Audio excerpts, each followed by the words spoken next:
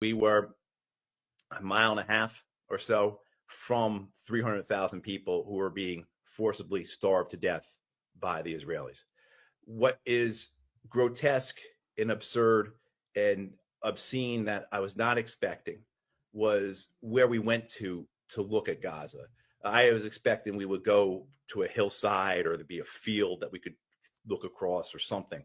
We went to an observation platform, Judge. We went to an observation deck, just like you have overlooking Niagara Falls, including with the big binoculars where you put the coins in so you could see. And Mm. this is an observation platform that looks into Gaza, an observation platform that observes the genocide.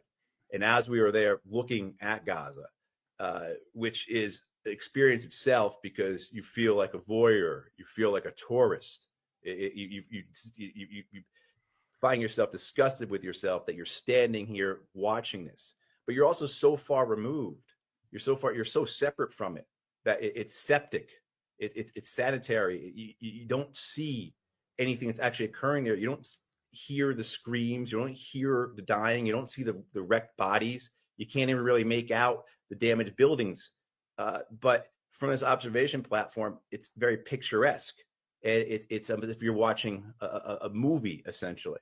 But what was Mm. really, and I'm still trying to come to terms with this, I'm trying to find the right words to describe this, and was the fact that as we were there trying to understand how we were relating to this genocide occurring in front of us, an Israeli school field trip showed up.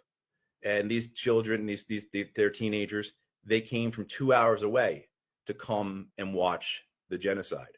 And the first rush of boys to the top of the hill to that observation platform, when they caught sight of Gaza, when they caught sight of the genocide, they pumped their fists and they gave the middle finger to it, and they were very, very excited.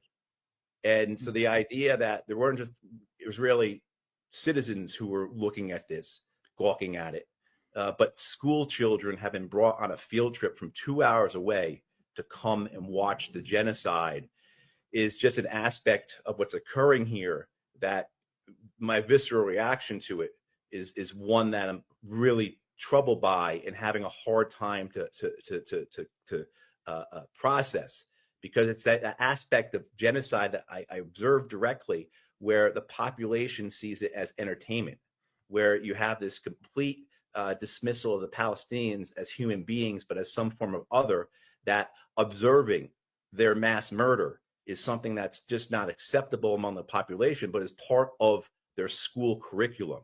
So that is, sitting here a day after, as you can tell, I'm still trying to figure out what the hell I saw yesterday.